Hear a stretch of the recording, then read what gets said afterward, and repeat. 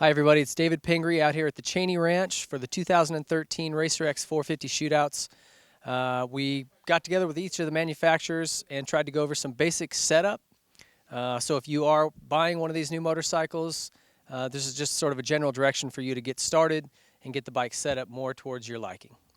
Some key tips for setting up the RMZ would be, before going out, always check the air filter. Be sure it's clean. This is often overlooked by riders.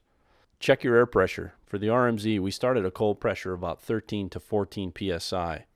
10 to 16 psi is the stock setting range. Check the oil level and coolant level before your ride. Be sure it's in good condition and at the proper levels.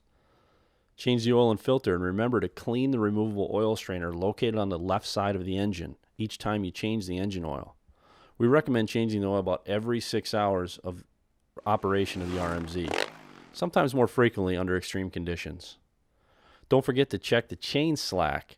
Many riders often forget this and allow the chain to become too loose, resulting in an abnormal feedback when the throttle is applied. Too tight of a chain can limit the suspension travel also and create difficulties when setting rear suspension sag. Sometimes if the chain is too tight, you cannot get the sag that you need. And make sure to lubricate the chain frequently to get the best performance and longevity out of the chain. During the downtime, when hanging around the bike in the pits, inspect the spokes for proper tension by squeezing on the spokes. Tighten as needed to keep them to proper tension. The RMZ is equipped with adjustable spring preload on the front and rear shocks, allowing a wide range of adjustments. As a baseline, we recommend setting the RMZ rear suspension sag at 105 millimeters. Measure with your gear on. Take your time and do this right. Starting at 105 millimeters is a good starting point on the RMZ.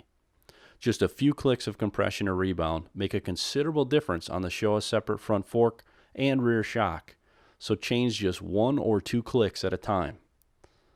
After the race or long practice session, it's good practice to remove the air bleed screw located on each fork to equalize the air pressure in the forks to atmospheric pressure, and simply then reinstall the air bleed screw.